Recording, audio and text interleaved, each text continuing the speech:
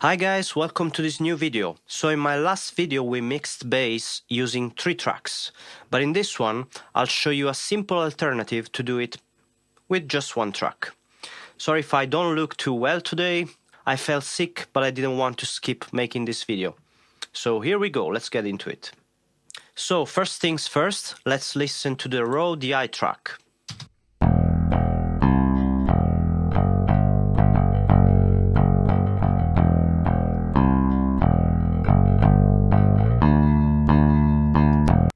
Sounding pretty good, but it's far from a finished track. Especially if you listen to it in context, you'll find it way too raw and unprocessed compared to the rest of the tracks. Let's listen to it in context.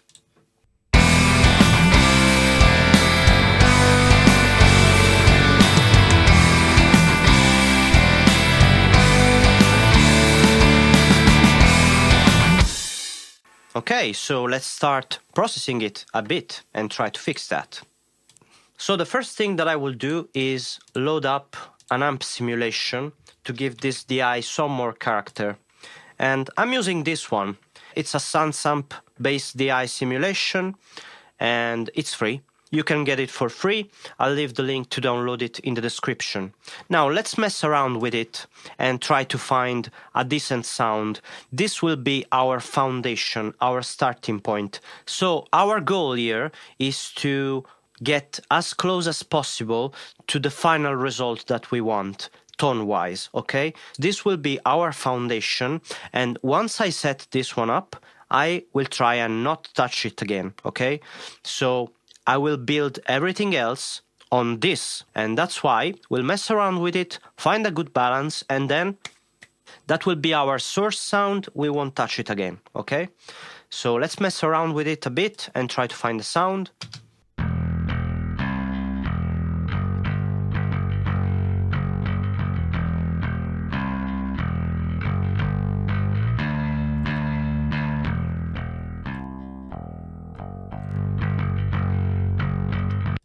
I mean, I already like it as it is, but let's listen to it in context.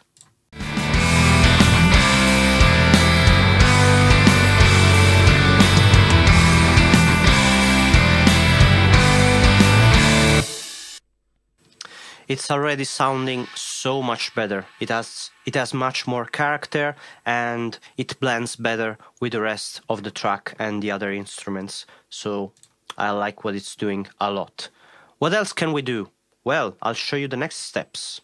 Next thing I like to do after our amp simulation is pull up an equalizer and see if we need to maybe remove some resonances, maybe remove some frequencies from the sound that we don't like, or maybe shape it a little bit more. Maybe it needs some more low mids or whatever, you know?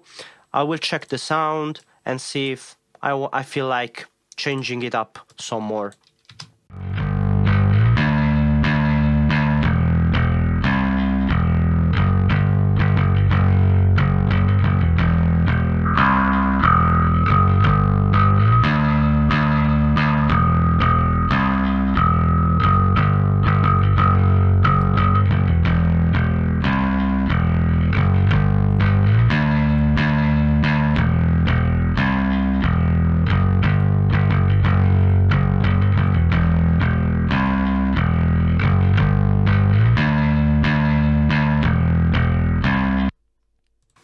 So for now, I don't feel like making big changes to the sound. I just rolled off some low lows and some high end that isn't really useful. It's not doing anything to our sound. And there was a small resonance here at about 1.3K that was a little bit annoying to my ear, but nothing special for now. I will go back to it later if I feel like I'm still missing something. Okay. So after my EQ, I like to open up a compressor to control the dynamics and also maybe the attack of the notes and things like that.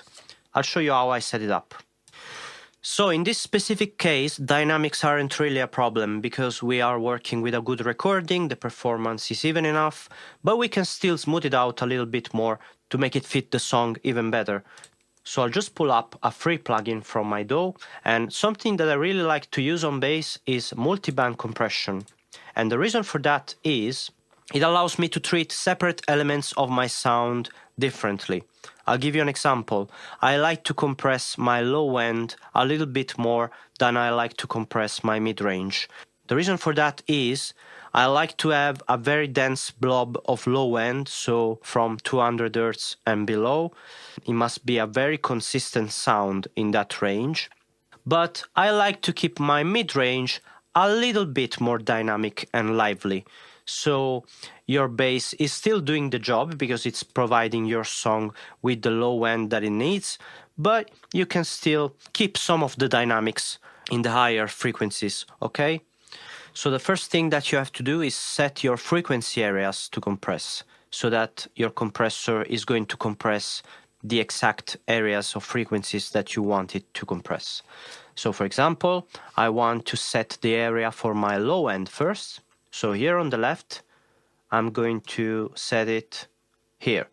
So it's going to compress from 20 Hz to 200 Hz, and this will be my low end compression, okay?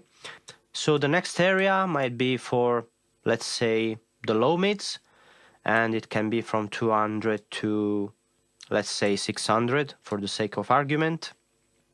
And then I want another area for my high mids, so let's say from 600 to 2K. And then I have an upper area for the high end, okay? So once I set it up like this, I want to start by compressing my low end. So I'll solo this frequency area and listen to it.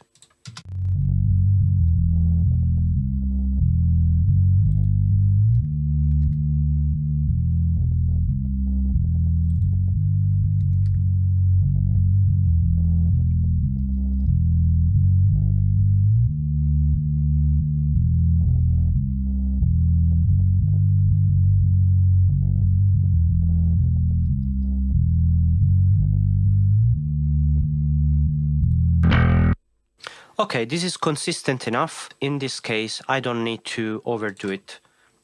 Okay, so once I set up my compressor and I feel like my low end is consistent enough, I will move to the other areas. For example, let's check the low mids.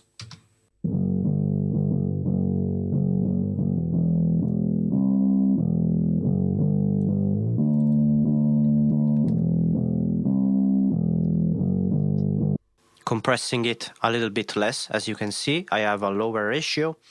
The ratio will depend on your recording, of course, and your source material. Let's check the high mids.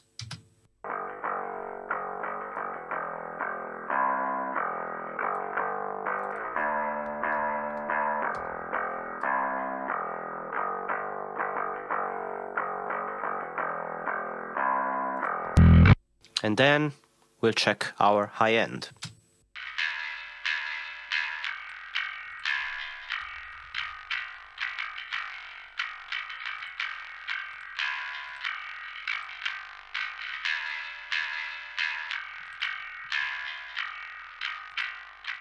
Okay, the attack control, I'm putting it at 20 milliseconds because I want to keep some of the transient, but if you have a very dynamic recording and you want to control it and you want to control the peaks even more, then you can shorten up the attack and make it faster.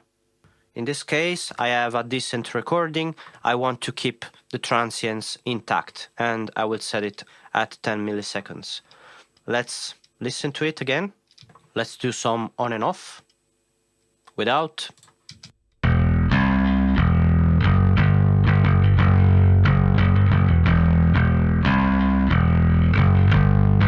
With the compressor.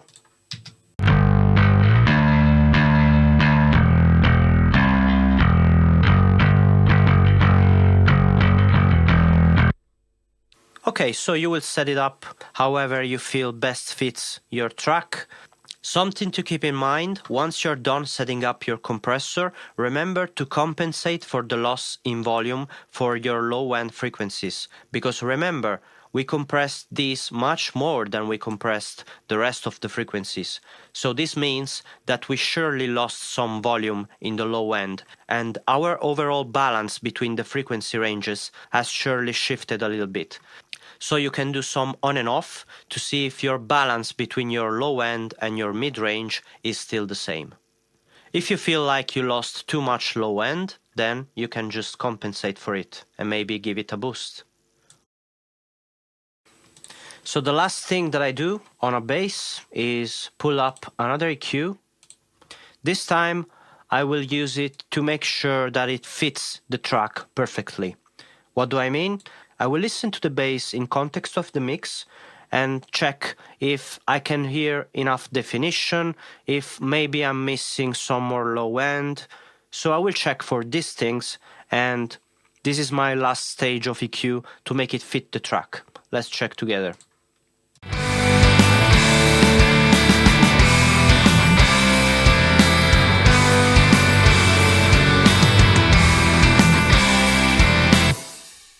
Let's say you listen to it and you feel like you're missing some low end, then I just open this EQ at the end of my chain, and then with a wide bell, I'll try and give it some more low end at 100 Hz.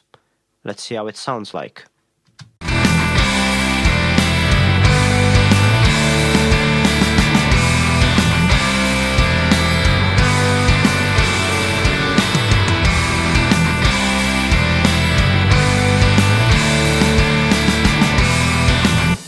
Now, how much low end do you need?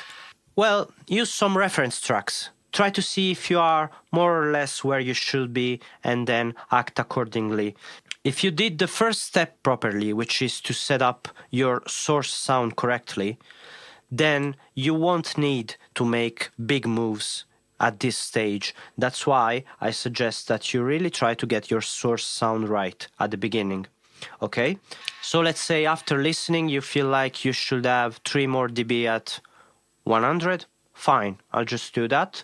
And then maybe I want to check the mid-range. Okay, do I have enough low mids? Let's check.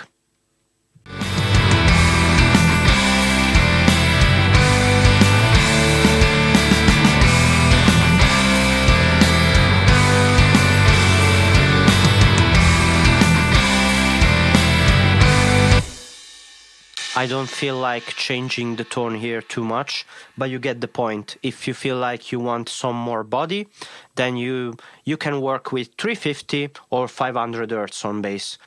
They both work fine. I'll let you hear them in context.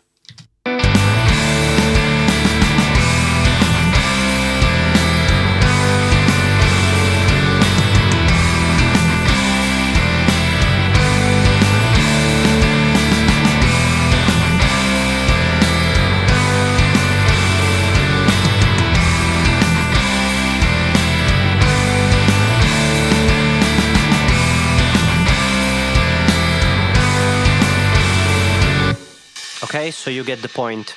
These frequencies, 350 and 500, they're great for bass if you want to give it some more body.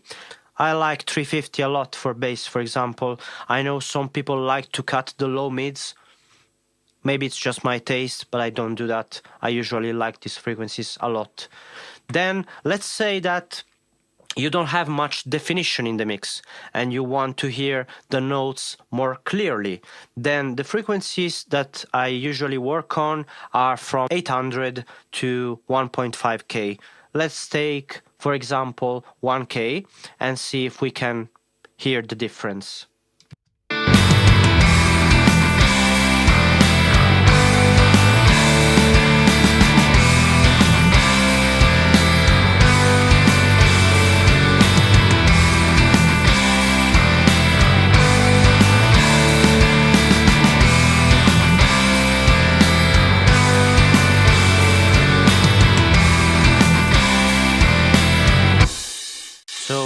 You get the point. 1K is basically the peak attack. It's the voice of your bass. It's going to give it some clarity in the mix and presence.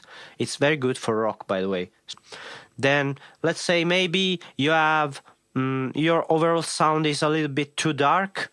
You can try boosting 3K or 5K. These areas are really nice for brightness. Okay, let's listen to this in context.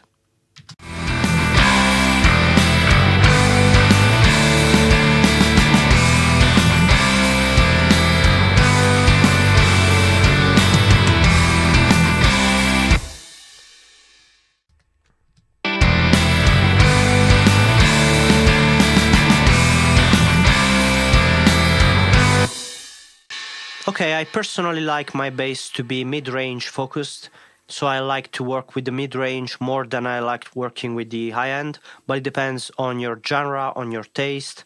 As you could hear, 3K sounds a little bit more mid-rangey, 5K starts sounding a little bit metallic, so it depends on what you want to do, and your source sound, of course. My bass here, I don't feel like it sounds so dark that I need to brighten it up. But, you know, it's up to you. If you feel like it needs to be a little bit more bright, either work with 3K or 5K and you'll be fine. Okay, now this might need some more attention, but this is just for the purpose of showing you a simple process, a simple plugin chain that you can adopt to mix bass. Okay, so let's recap. So to recap, this was our clean DI.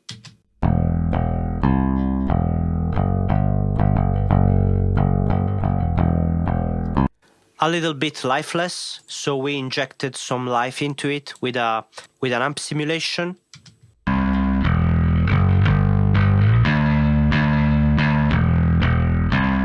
Big difference already. Then we pulled up an EQ to roll off some low lows and some high end that we didn't feel were needed for the track.